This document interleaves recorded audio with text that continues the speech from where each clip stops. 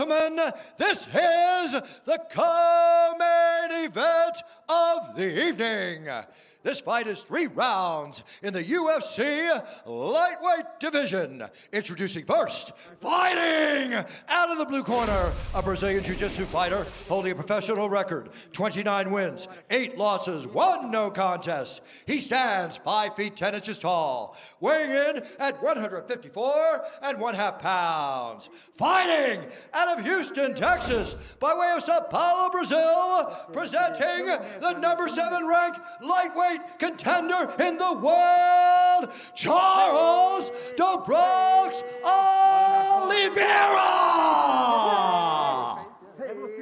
And now introducing his opponent, fighting out of the red corner, a freestyle fighter holding a professional record, 26 wins, 4 losses. He stands 5 feet 11 inches tall, weighing in at 155 pounds. Fighting out of Orange County, California, presenting the former interim UFC lightweight champion and the number 3 ranked lightweight contender in the world, Tony El Kakui Ferguson! And when the action begins, our referee in charge, Mark Smith. The classy Mark Smith, third man in the octagon for this one. Also classy Brooklyn Wren. Thank you, Brooklyn. El Kukui, Tony Ferguson, back on the proving Charles, ground ready? tonight. Tony, ready? Fight's on. This fight clock is brought to you by Modelo, brewed for those with a fighting spirit. Charles Oliveira, center of the octagon in gold. Tony Ferguson is in the gray, we'll call it white.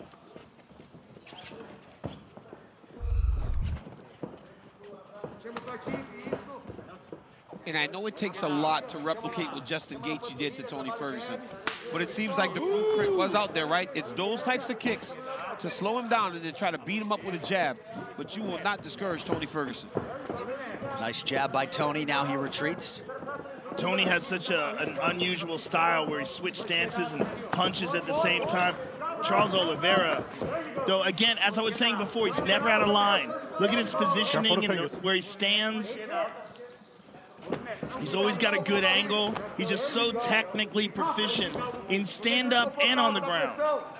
And that's a little bit of the danger if you're Ferguson, right? Whenever you're being unorthodox, random kicks, you can't leave yourself out of position. Oh, nice check hook by Tony. Oh, it looked like an uppercut, and then a left hand from Ferguson landed. Oliveira is very aggressive early in this fight. You saw that uppercut land against Gaethje by Ferguson. He's got a great uppercut. Hits real hard. Cyberpunk 2077 available now on Xbox, PlayStation, PC, and Stadia. Rated M for mature, and a big takedown for Oliveira. Look at that. Literally just picked him up. Slammed him. Charles Oliveira just got to a body lock and slammed Tony Ferguson on his back. You never see that. No, with his wrestling background and his ability, you never see people do that to Tony. And now Charles looks like he's going to the mount. And he was looking for a guillotine as well. But now Tony is on his back with one butterfly. And I was thinking this in the build to the fight. Is this where Charles Oliveira is going to try to rest if it goes sideways for him a little bit in the stand-up with Tony Ferguson? But there's no rest here if you're Charles Oliveira. Tony's dangerous off of his back. Very dangerous. Oliveira playing with fire a little bit with those fingers close to the eyes, lands a shoulder strike there. Oliveira is very, very well prepared. Oh, look at that elbow. Very well prepared on the ground. His ground game is outstanding. Look at that. Look at that transition. Oh, and look, he's going to get the back transition. Here. Look at him use his left foot to hold Tony from rolling to his belly, and now he's in the full mount. And watch him start to attack the arm triangle. I mean, if he could submit Tony Ferguson, what a feather in his cap that would be. I mean, this dude wins 8 fights in a row and beats Tony Ferguson. If he can do that, he has the most submissions in UFC history. Yeah, and then you're looking to see who should fight for a title. Yeah. Might be time to go down to Houston. Yeah. This guy's something, man. I mean, just what you're seeing so far. Who does this to Tony? We've never seen this. We've never seen somebody Kevin Lee mounted him and had him on his back. Early. Yeah, this is different. But that's the thing, right, Joe? That's the thing, right, Joe? Yeah. Like, if you can do this to Tony early, but he will make adjustments. Yes. And he will continue to fight. If you're not careful, you'll be in trouble. Now, Tony needs to start pushing at the hips, start trying to get the hips of Oliveira up, but it's hard because he's grapevine in the legs, right? So Tony can't even bridge into him.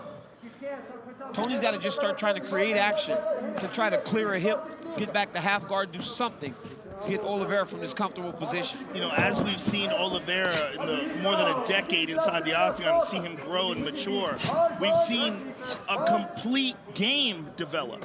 I mean, he has everything. You see his takedowns. You see his incredible top game. He submits guys off of his back. I mean, this kid is really becoming something special. We saw that in the Kevin Lee fight. You want to talk about a comparison? Dominated Kevin Lee and submitted him. Yeah. Look at us doing it to Tony Ferguson. Look at this incredible mount. Well, he's doing a great job of grapevine in the legs there. But Tony's very aware of that arm triangle. You see when he starts to try to isolate it with the head, Tony just brings it right back to his hips, try to keep his arm short. We talk about guys that we see grow up in the UFC. There's no truer point than Charles Oliveira. Yes. You know, him and like Max Holloway, those guys that start so young and then fight their whole career here. I mean, 20 years old when he made his UFC debut. It's crazy. But he is on another level right now. Oh, today, yeah. Yeah, completely in his prime. And just smoothly controlling one of the best grapplers in the sport here. I mean, when we talked about Khabib fighting Tony, the thing that was interesting was Tony fights so well off of his back. Yep. Look at what's happening here. Look what's happening here. Oh, he's got him hurt. That's in deep. Oh, my goodness. Oh, my goodness. Oh, my goodness. Oh, my goodness. He might have broken his arm. Oh, I couldn't even watch it, Joe. I was looking away. He might have broken his arm. I mean, we don't know what happened. Charles. Did you watch it? He's shaking it. He's shaking it. Joe, did you watch it? It hyperextended. But did you watch it? Yes. Or did